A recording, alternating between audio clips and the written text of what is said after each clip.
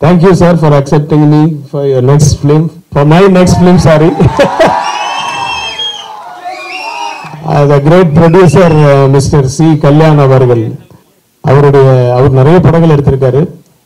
So பாலையபாபனுடைய அடுத்த தெலுங்கு படத்துக்கு வந்து அவர் பாலைய சாரும் சி கல்யாணும் என்னை அப்ரோச் பண்ணி என்னை வந்து அவங்க படத்துக்கு டைரக்டர் ஆகியிருக்காங்க.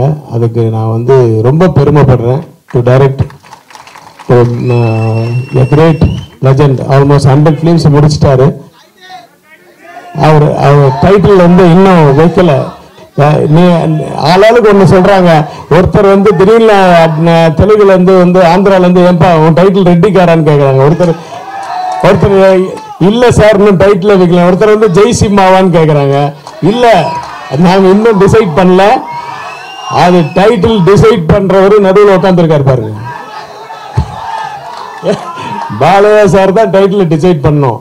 பட் கண்டிப்பா டைட்டில் பவர்ஃபுல்லா தான் இருக்கும். டைட்டில் ஒரு சிம்ம கர்ஜனை இருக்கும். டைட்டில் அவர் தான் டிசைட் பண்ணுவாரு.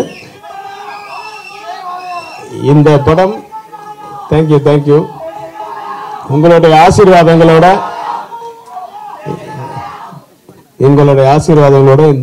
இந்த சாத்தகர்ணி படம், தமிழ் படம் மிகப்பெரிய வெற்றி அடைய வேண்டும் அப்படின்னு அந்த ப்ரொடியூசர்ஸுக்கும், அந்த பாலையா சாருக்கும், அந்த ஹோல் டீமுக்கும், சிறந்தன் பட்டுக்கும் எல்லாருக்குமே அந்த கடவுளுடைய ஆசீர்வாதம் கிடைக்க வேண்டும் என்று வேண்டி விடைபெறும் ருக்மணி புத்திரன் KS రవికుమార్. நன்றி, వணக்கம்.